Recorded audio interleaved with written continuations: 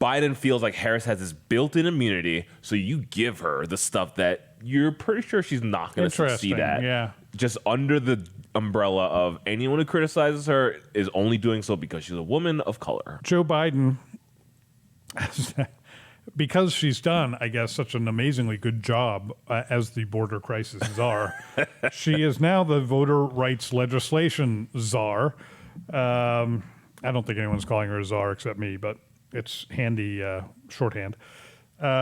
She has been put in charge, tapped by Joe Biden, as they say, to work along with, quote, voting rights organizations, community organizations, and the private sector to help strengthen and uplift efforts on voting rights nationwide. And specifically what she's talking about is getting Congress to pass two bills, the For the People Act, which we have talked about quite a bit on WJ Live. We all hate it with very good reason.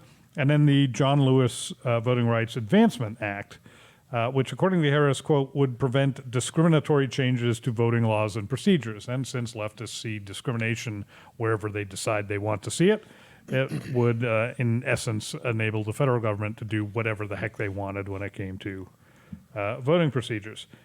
Now, I say that this is good for Republicans. That Kamala Harris being put in charge of this is good for Republicans because she's been completely ineffective in her role as vice president, which I would argue is over her head. I don't think she's ever done anything that prepared her for this role on a national stage. Yep. She doesn't know what she's doing. Not saying she can't learn it. I'm just saying she hadn't yet.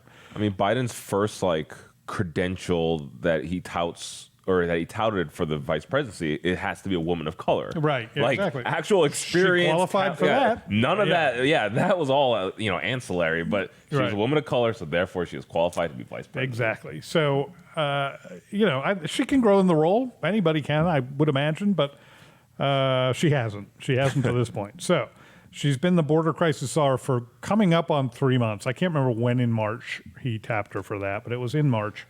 So we're going on month number 3. She's done literally nothing, has not even been to the border. And as Brian just said, she now has her people trying to distance herself even from that title, from that role, that designation. So do you guys agree with that? Should Republicans be happy to hear she's going into this role? Brian, what do you think? Yes. Because, like you said, she doesn't exactly have a track record of rousing success. But I think the other thing is, and again, this is purely anecdotal, but just, I've been noticing a lot, I've been going through kind of Western Journal reader comments, just kind of gauging how our audience feels about what's going on these days. And what I've noticed is that Harris seems to be becoming more vilified than even Biden. There's almost a sense with Biden that it's like, not to make fun of you, George, but it's like, okay, old guy, just, stay in your corner. We got you. And as opposed to Harris, who, is probably perceived as the bigger potential threat. So I think the other added benefit is almost like Biden distancing himself from this and attaching Harris to the issue. I think that can really get conservatives fired up because I do genuinely think there is more disdain for Harris right now than there is for Biden. So we go back to the Manning theory then. There is almost no chance that either of these pieces of legislation get 60 votes needed to pass filibuster or to break the filibuster in the Senate. Joe Biden must be looking at that and thinking we can't win this. Is this the second time he's put a hot potato in Kamala Harris's hands to let her fail at it and get it kind of off his desk? I don't know. I guess that's as good an explanation as any other I've got. There's a question of why you would advance legislation that is doomed. I think you do that so that you can tell your base that, hey, we tried to do this. Yeah. Apparently saying we tried to do it and failed is laudable.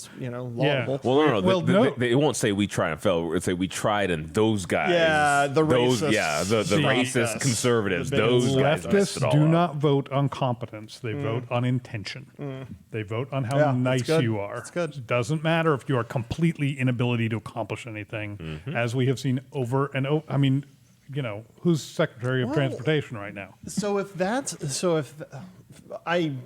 I agree with that. But if that's true, then it doesn't really matter that she's given a hot potato that she can't really do anything with. She tried. Yeah. That's an So interesting point. I don't know how to parse that. Yeah. I don't know how to take that apart and kind of weigh the pieces. You know, here's a thought, George.